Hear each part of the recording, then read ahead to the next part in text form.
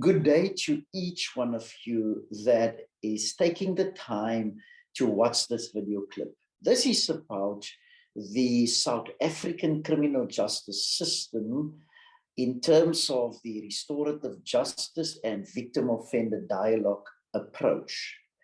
I am so excited when I looked at my research in terms of our restorative justice and victim offender dialogue handbook for custodial settings in South Africa, in Africa, and also rolling it out across the world, that I looked at our South African criminal justice system. Where is it now? Is there improvement? And I can tell you it is exciting for what I found, and I found to share it with people that are passionate about the criminal justice system, restorative justice, victim offender dialogue approaches as well. So yeah, it is important to know that the criminal justice system in South Africa is right on its way to reform. The Department of Justice and Correctional Services highly support the restorative justice philosophy, approach, and principles. Former Minister of Justice and Correctional Services, Mr. Michael Masuta, he sees this process as part of a plan to increase public confidence in the criminal justice system.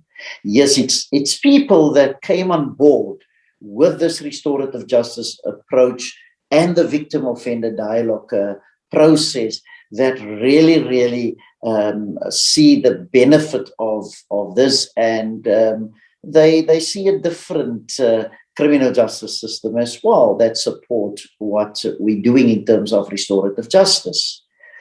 Minister Lamola also encourage victim involvement and empowerment.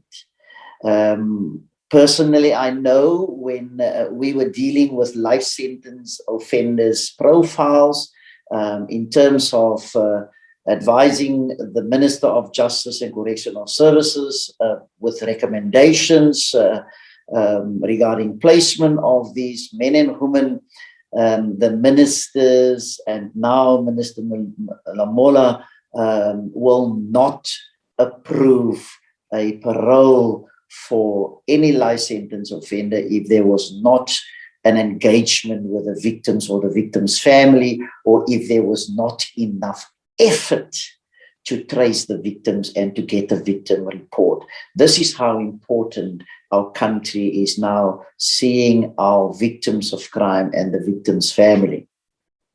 We encourage the system to promote restoration more than anything else, instead of only focus on rehabilitation and deterrence. It's much more than that. It's about confronting the offender with facts and not with disrespect and forcing information on them, but to come with an approach that they realize the damage caused by crime. The three main areas of the focus is the victim, the victim's family, the community, and then the offender incarcerated, that sentence already. That's the three areas. If that three areas can be touched on, or if we can touch on that three areas and we can reach out to all of that three areas, restoration is definitely possible.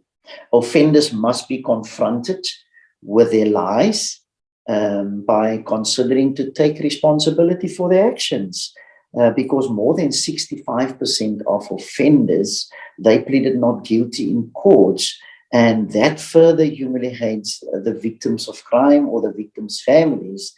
But during our minimum 70-hour restorative justice approach, many offenders confess, they share with us the truth, they share with their families the truth during this process, and they all ready then to give the truth to the victims and the victims' families as well. And we've got hundreds of stories about that as well. At this stage, the criminal justice system is the network of government and private agencies intends to manage accused and convicted criminals. The criminal justice system is comprised of multiple interrelated pillars consisting of academia, law enforcement, forensic services, the judiciary, and corrections. But also, very interesting, South Africa has a mixed legal system formed by the connecting of a number of distinct legal traditions. A civil law system inherited from the Dutch, a common law system inherited from the British, and a customary law system inherited from indigenous Africans, often termed as the African customary law, of which there are many variations depending on the tribal origin. We're coming a long way in terms of all these different systems that we inherited over the years. The South African criminal justice system aimed towards a restorative justice approach, focus more on participation and restoration and healing. That is important to focus on that. So everybody must be on board to participate and discuss the damage caused by crime, the harm that was caused, and looking towards restoration and healing. The globally dominant retributive justice approach as punishment is a primary aim in many, many countries. But such punishment is considered sufficient compensation to the victims and to society, people are saying. South Africa's Department of Justice and Correctional Services defines restorative justice as an approach to justice that aims to involve the parties mentioned above affected by the crime or by the harm, and also as a legal instrument that can be applied together with other policies and strategic instruments. I'm coming back to the statement that punishment is considered sufficient compensation to the victim and the society. I hope that you can respond to the statement of punishment and sufficient compensation to the victim and the community. And this compensation is not money. The compensation to the victim and the community is punishment. I would like to hear your response to that. Because even people got 5, 6 life sentences. I worked with people that had 9 life sentences, 11 life sentences, and I never saw that life sentences brought healing to the victims of crime or their families, or that the victims is saying now, yes, that sentence, that punishment really compensates for my loss, for my pain, for my bitterness, and for my anger. Because punishment alone is disruptive to community harmony.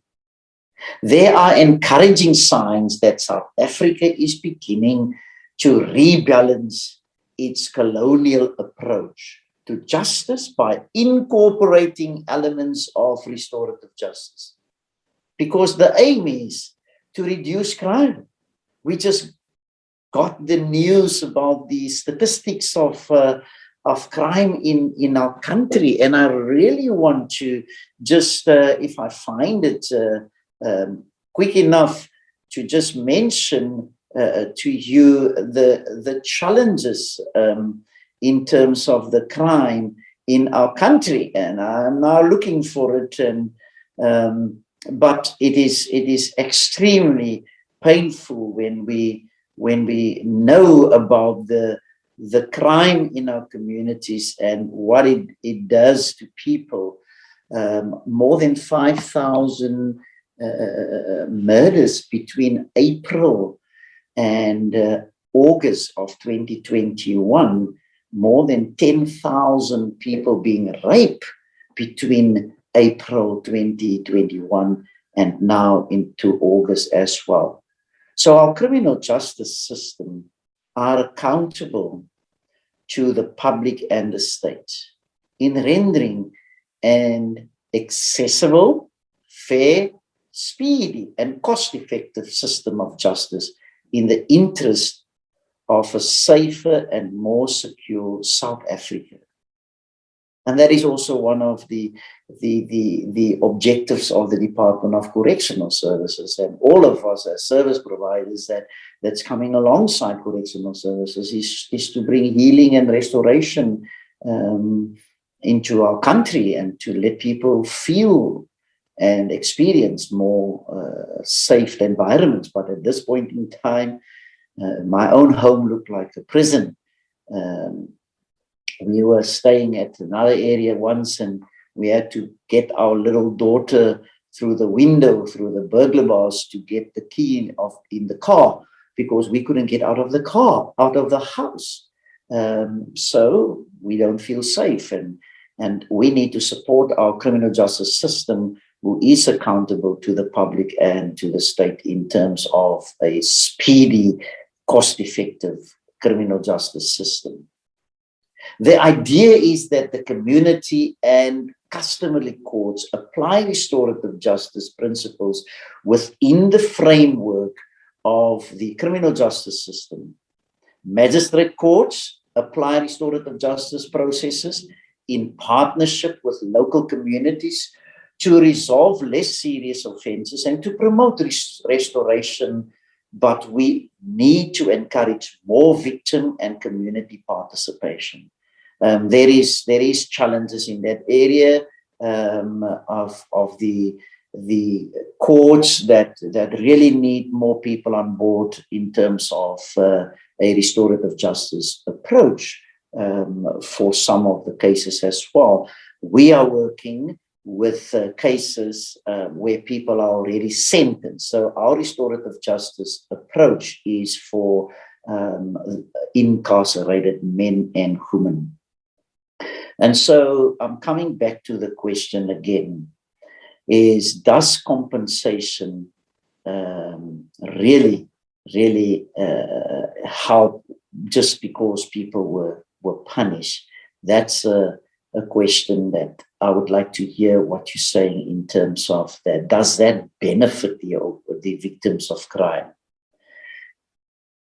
The case studies that I looked at, which is very interesting, and also looking at people's responses to this, there's several important recent cases and the outcome of that. Case study number 1. Former tennis star Bob Hewitt was sentenced to an effective 6 years in jail for raping 2 of his tennis students more than 30 years ago. The prison sentence was partially suspended on the condition that he pays 100,000 rand to campaigns against the abuse of women and children. But please remember that the African restorative justice practices of confession, asking for forgiveness, and the whole family taking responsibility for the act and reconciliation, that was not present in this case of Bob Hewitt.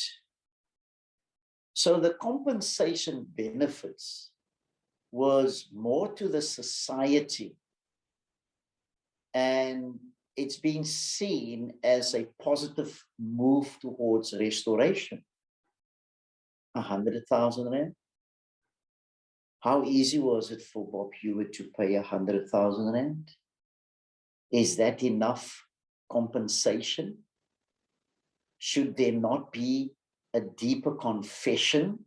Should there not be remorse that the victims' families and the victims could have an opportunity to experience that?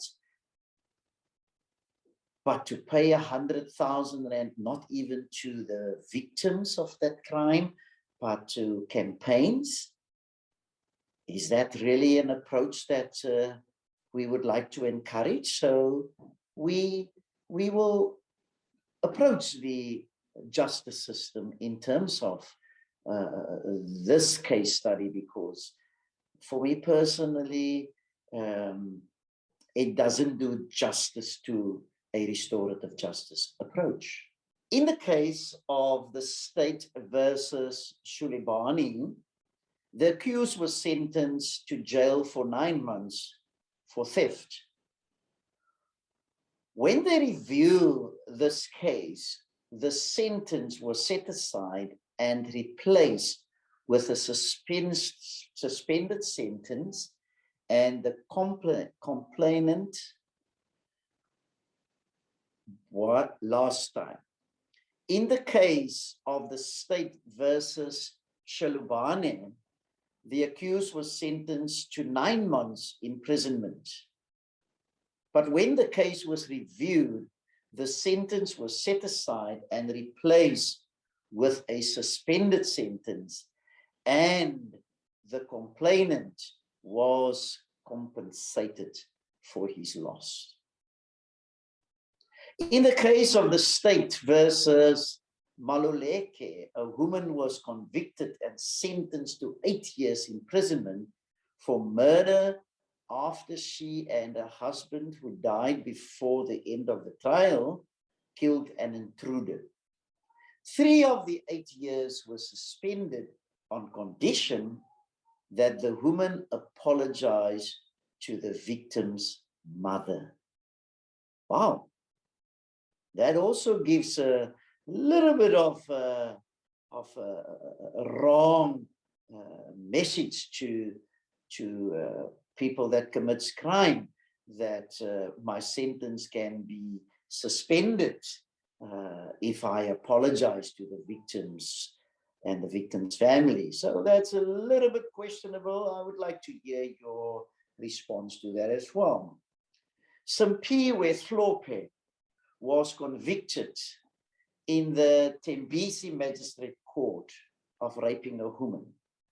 After restorative justice facilitator testified in court, this is now not the restorative justice process in custodial settings, what we're doing. This is prior to sentencing even, that the facilitator testified in court that the victim's mother accepted the repeated apologies from Hlophe.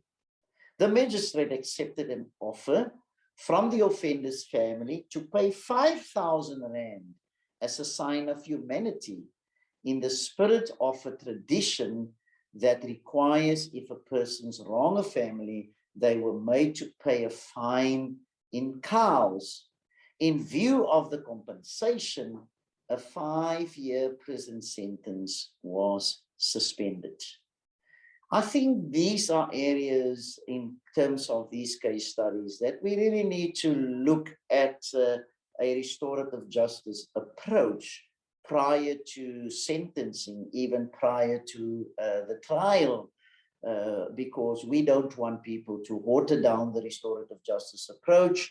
And we need to look at the principles of restorative justice, that crime damage relationships. Offenders needs to be confronted with this damaged relationships and who was all affected. They need to think different about crime. They need to take responsibility. They need to come up with the truth. There are so many areas in terms of the principles of restorative justice that needs to be taken into consideration. So some of these case studies was a little bit concerning for me, but I would like to hear your opinion on that. And some of the outcomes were achieved. The question remains, if cases like we just mentioned now was achieved, was there really restoration? Did the victim and the community really experience restoration? Did they really experience the remorse of the offender and the offender taking responsibility? That's the questions that we need to ask, because we need to look at the consequences of the crime and the ripple effect of the crime, because people experience a lot of challenges over many, many years in terms of the ripple effect of crime. Victims still want the truth, and they want to experience remorse. Most people may be uncomfortable with convicted murderers and rapists paying their way out of the correctional facilities. A restorative justice approach is much needed, even after plea bargaining. From some plea bargaining, we receive people with quite serious crimes, also even rape, with a sentence of 2761I, that they're doing only one-tenth of their sentence. And so even the 2761I people, when they come on our restorative justice process in the custodial settings, we get a lot of truth out of them, and we realize even how they lied in court. Many people make a mockery of the criminal justice system because they get away with lies even. Restorative justice agreements should be considered broader in terms of getting the society on board. It is important that perpetrators take responsibility for their actions, make reparations, and work towards restoration and reconciliation. The intent to restore a feeling of safety and security, promote harmony, and restore dignity and respect to all those affected is extremely important. The feeling that justice has been done according to a set of norms that a specific society values is very important in most of the contexts in where we're working and with who we're working. And many of my information today, and with our restorative justice handbook for South Africa and further research over the years, and my personal experience with offenders coming onto our restorative justice process and facilitating many victim-offender dialogues. This information comes from all that research. Whoever would like to take some time to give me some feedback, because we really want our country to receive people from other countries, that they don't have to fear for the crime in South Africa, that each person, each South African citizen come and take responsibility and keep our eyes open and our ears open so that we can report crime, that we do not hide people that commits crime and help them lie. Let people take responsibility for their actions, that they own up for what they did. Let them be removed from society, not just for punishment, but for their criminal behavior, to be confronted with their criminal behavior, but also to help them so that they can correct their criminal behavior. There is a multidisciplinary task team. If they come into correctional facilities, they will have social workers, psychologists, chaplains, spiritual and moral development coordinators, service providers, spiritual workers. There's people are waiting for them to help them. So we don't want people to see this as a prison, because correctional services is seeing this now as correctional services facilities where criminal behavior can be changed. So it is really changing prisons into correctional facilities. but also places of new beginnings. So I trust that you will come on board, that we be part of this beautiful process and an increased improvement in our South African criminal justice system, coming on board on restorative justice and victim offender dialogues, and rebuild South Africa. We've got a beautiful country. I do not have a desire to leave this country for any other country, because every country has their own challenges. I am very happy in my country. I'm just concerned for the crime. And it's not just murder and rape, fraud, corruption, and many, many other challenges in terms of crime. It must be addressed. So if you are aware of crime that's committed in your presence, or you're aware of that, even at your workplace, in terms of fraud and corruption, there are ways and means without exposing you to even report that. Let no one get away with crime. I tried to get away from crime when I committed fraud 33 years, prior to 33 years, and I was on police file. I was arrested a few minutes after police file. The retired Lieutenant General John Manuel was still at the Mitchells Plain Police Station as the station commander at the time. He personally took me down to the Kraaifontein Police Station, and it was a sign of, Jonathan, I know you, I know your family, but you have to take responsibility for your crime.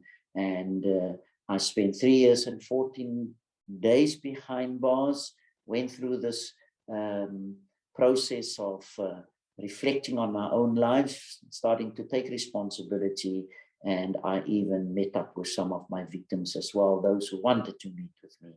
So God bless you, and let's hear what you have to say. I'd start off by saying that I'm serving life sentence for murder.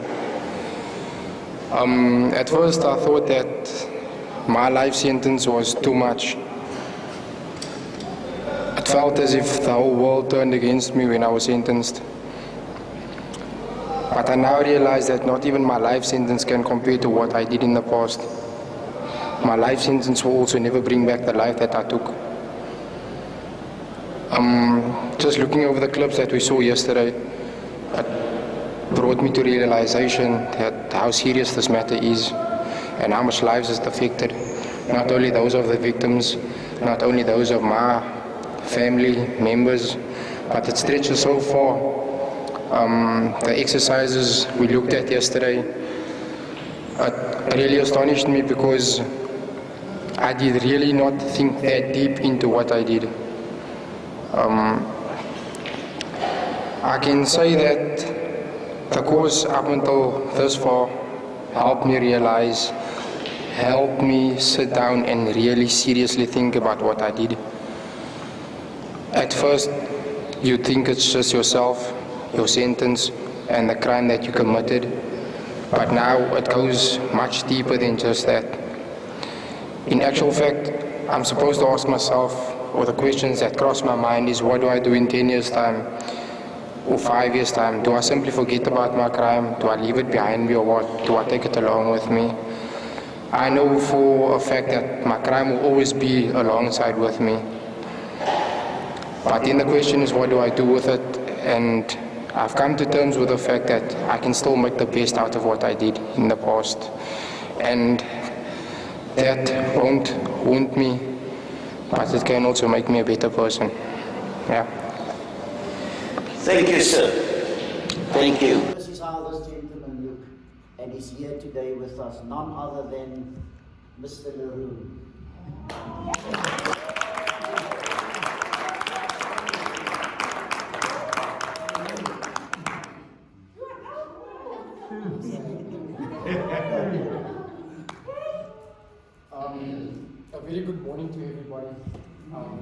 special thanks to Pastor Clayton for this opportunity. Looking at the video now again and listening to the advocate this morning, it just brings back so much memory. And in all honesty, wow, it's just a wow moment. Pastor said not too long ago, we jointly said that we were in conversation telephonically, and there was a point in my life where we did not know if this would ever be possible. Being out. Forget the terms and conditions, but just let alone being out, getting a second chance.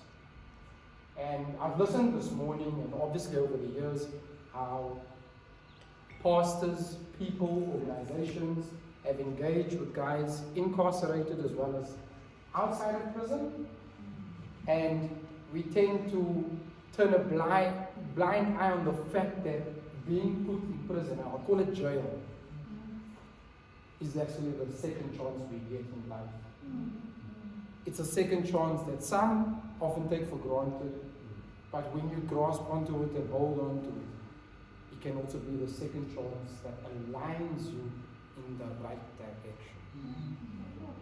And it propels you not in any pipe, but the pipe that you're supposed to be in. So as much as Joburg's freeways, Pastor, I've noticed there's 4 or 5 lanes, right? In comparison to Cape Town. If you're not in your lane, you will not reach your true purpose.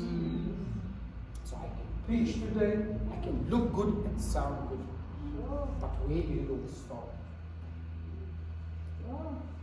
The mistake was made, one which I can never reason away, no matter what. I always say that no matter what I say or do, it cannot correct my wrongs. It cannot bring back the lives of the deceased. But like there's a responsibility, it becomes evident in how you live. It becomes evident in who you are, what you model. Again, thank you to all of you for granting me this opportunity. I don't know how long Pastor has granted me. I want you, my brother, I want you just once again. Which year were you sentenced? Which year were you released? Because this was a minister's decision. It's only the minister that can decide on a parole release of a life sentence offender. Yeah. Okay? And so, yeah. So, back in 2003, I was sentenced to life as well as 15 years. Life sentence was handed down to me for double murder and 15 years for the theft or aggravated robbery. So in total that would escalate to about 45 years, because keep in mind life sentence then was equivalent to 25 years, of which, based on the act under which I was sentenced, it also meant that I needed to be incarcerated for a minimum of 20 years before being considered for parole. Now, there's lots of detail that goes with a sentence. It's not just a matter of we throw him off and he's there. There's detail that follows. And part of that, in 2003, like so many others' journey, my journey started with correctional services. I think it's only later in 2009 that I engaged with Pastor Clayton. But as time progressed, I came to realize that in order for me to leave or even stand or get the opportunity to be released, there are various factors that had to be considered as well. One of which, to qualify for parole, they look at what I was doing for the duration of being incarcerated, right? They look at my behavior, they look at my schooling, my academics. At the institutions I've been at, sport has been really top, and also a good tool to kind of curb the thought, or it's been a thought-provoking tool to lure the negative thought into something positive, as advocates said.